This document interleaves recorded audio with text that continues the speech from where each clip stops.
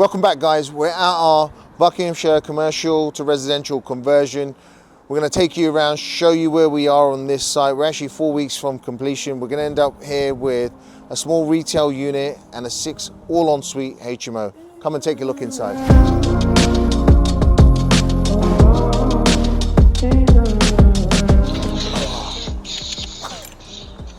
Break into your site. I know, come on. All right, we're gonna do this? Now we're inside the retail unit. When it comes to commercial property, we always talk about if you're on a high street and you're looking at doing commercial or residential, try to maintain that front retail space. Now the reason for this is actually zone A. When it comes to zoning, it's about zones A, B, C, D, and in some cases there is E. A being the closer to the window, this is priced the highest per square foot. That section in the middle, typically where the cashiers will be in a bank, that will be zone B. And then once you go past that section, you've got zone C and D. C has some price per foot. D is actually very little or 0 per square foot. Those are actually ideal to change to residential use. You get the most out of it, but in this case, with this front unit, we've actually wanted to maintain this. And if you have a look further to the back there, we've sealed it off. There's a kitchenette area and a restroom that we're going in. We've actually secured for this space £16,000 per annum for a tenant that's going to be looking at taking this on a 10-year lease with no break clauses, which is a great win-win for us. It's a local business that's going to be coming in. It's nice because it's going to be a tenant actually giving back to the local community with some services that are much needed. And it also helps a lot of these SME startup businesses that have been founded since 2020 with COVID coming in and the whole world changing. So if you look around, we've actually done the first fix here.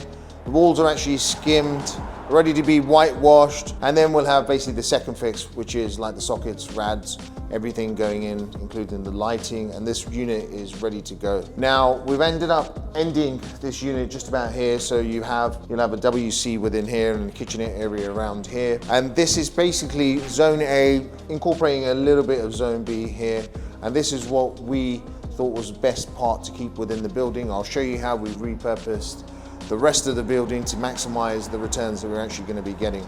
So we're at the rear of this commercial premises, so it's like any other commercial premises. And when we talked about zoning, this is probably the least per square foot value that you'll get from renting out a commercial space. So what we actually did was incorporate this into the uppers of the residential unit and make a HMO. Now come inside, let me show you where we're at.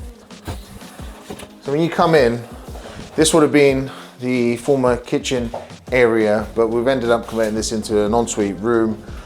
We're basically 4 weeks from completion, so we've got first fixes, second fix, electrics is all done, the plumbing's all in, the bathrooms are all tiled, so you can see that basically it just literally needs for this to all be plugged in, sealed up, and this will be ready. So we're anticipating it's going to take 4 weeks. What we do with most of our HMOs, we end up putting in bespoke furniture. The reason for it is it ends up having a lot more space. So a typical wardrobe would potentially come up to about here. Now, the rest of the space will be wasted. What you tend to find is tenants will put some stuff on this, like a bag, suitcase, ends up swaying the wardrobe around. We'll end up having to break that one down, get a new one in. So by having fitted furniture, such as the wardrobes, sort of kitchenette spaces, so the reason we do this is there's no cooking facilities or anything that's going in there, but we'll have basically a fridge that will go there with a freezer compartment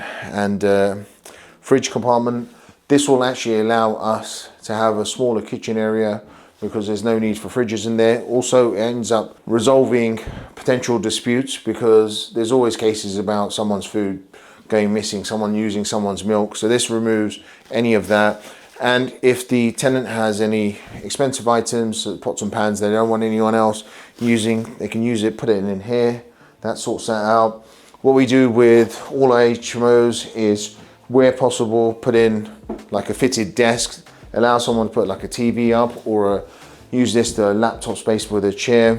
All our HMOs have individual fuse boxes, and the reason for that is when we bought our first HMO in auction, we basically put it on rent. We ended up having calls about fuses tripping because someone could potentially have a faulty microwave that will just trip the whole circuit in the house, and then you end up with 6 phone calls from 6 tenants that you have to deal with. So by having this, we can isolate issues to certain rooms within the house, and it's a lot easier for the management team to resolve.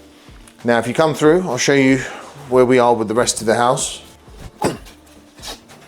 So here you have a grade A fire alarm. If a HMO is over 3 stories or more, then you need a grade A fire alarm. Basically, this ensures that all the rooms have individual smoke, heat detectors in the kitchen, and in the event of a fire or something tripping, this will go off, alert everyone else within the house. Very important to ensure you know when you need a grade A fire alarm, when you need interconnect smoke alarms. It's something that I see a lot of people get wrong. Now, if you follow me up. So it looks like you've got sensor lights everywhere. What's that about? Now, when we did our first HMO, we had light switches, and what you tend to find is tenants will just leave the lights on. So what we've done in this case is we put in motion sensor lights. They work a lot better, save us and the landlords when we manage their properties a lot of money, and they work really well. There's also incorporated in with fire lights as well, so emergency lights. So in the event of a fire or event of an emergency and the power's cut, they'll give you 30 minutes uninterrupted and allowing tenants to actually vacate the premises safely. Now, if you come in to this room here, it's actually an awkward shaped room, but it's ideal for a single bed here. You can see basically the bathroom area is nearly ready.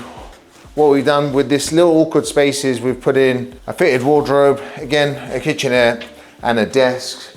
We ensured we're not blocking the light there, and this actually meets all the requirements for an ensuite room. If you come through to the other additional room, we have one of the guys working in here. So again, you can see here, we're just basically finishing off the second fix plumbing. This is one of the bigger rooms within the property, which will probably achieve around about £900, potentially even a little bit more, £950 per calendar month. Now, as we walk through the rest of the property, you'll see within here, we've got a communal kitchen with communal areas. They have to follow the rule of 5, which is basically per 5 tenants, you need 1 set of cooking facilities. This is 1 oven, 1 hob, 1 sink. But obviously in this case, we're gonna have 6. So it's rule of 5 times 6. So we've ended up putting in 2 hobs, 2 ovens and 2 sinks. We try to maximize storage space where possible. And what we've done here is we've put in the boilers, the water tanks and stuff within here, and we'll have it tucked away with fitted wardrobes. So if you come into bedroom number 4, again, you can see with the WC just here, we're at that second fix plumbing stage. The room's all tiled, all ready to go. So it's just literally a case of the plumber working through this room. This used to actually be the entrance to the flat, and this used to be a first floor kitchen. Now, obviously with a HMO, you can't exit through a kitchen when that's your only fire escape. So what we wanted to do was ensure we jigged the whole property around. But because we had a fire escape down here, we thought it's probably best to actually utilize this, and this particular room will have its own entrance and fire escape in the event of an emergency, which leads us to the final floor. And you can probably see from the flooring, we tend to go with no carpet. The edging is yet to be installed. As you see here, the edging's just been done. Now, there's a reason for it, which is basically what we found when we did our initial HMOs was the carpets will get wet, they get stained. Then once they dry out, they pick up odors, you end up complaints, and you end up having to bring a carpet guy back in, rechange it, and every 2 years you end up changing this carpet. So what we tend to do on our stairs is we go carpetless. So you have LVT flooring, put in commercial nosing to ensure no one slips down the stairs, and it works well. And we're yet to change the stairs on our HMO since we started the whole game in 2010. Again, this is the front elevation, second floor.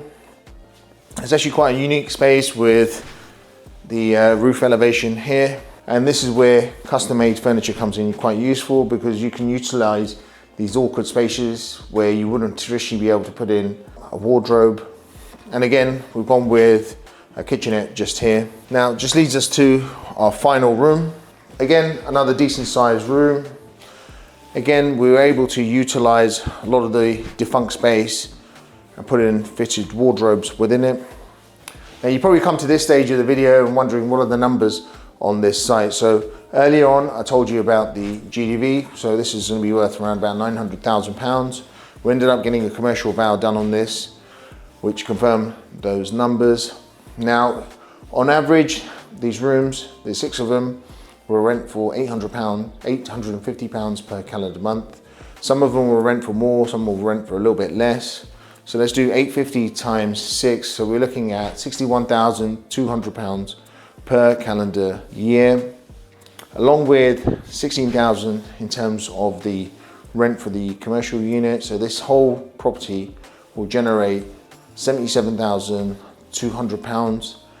Previously, the whole building was, I believe, let for £24,000 prior to becoming vacant. That's for the uppers of the commercial, which was a small flat, and I think I was at £1,000 per month, and the ground downstairs was rented at £1,000 per month as well. So it just goes to show how, by reconfiguring spaces, understanding how commercial residential works, understanding how HMOs work, you can actually utilize space, help towards solving the housing crisis. So obviously here would have been a 2-bed flat. It's on the high street, so we're now going to have 6 tenants that are in here. They're all working professionals. It's affordable housing, so something like £850 per month is affordable for a lot of young working professionals. And it actually helps rejuvenate the high street, because the guys that live here will end up using the supermarkets, cafes, and so on. Now, with the downstairs, you end up with this new business that will be coming in, and we're doing our little bit for regenerating that, but it's also profitable as well, because it will allow us to go on and find another commercial or residential deal where we'll rinse and repeat those numbers. We've got a free Savoys community. We have now over 1,200 members. If you want to join, the link is in the bio. And we're back each and every month with the Elevate series. Is one of the best educational series that are out there. The details for this are in the bio as well. If you liked this video, ensure you hit the bell icon, like and subscribe, and we'll be back each and every week. Hope to see you there.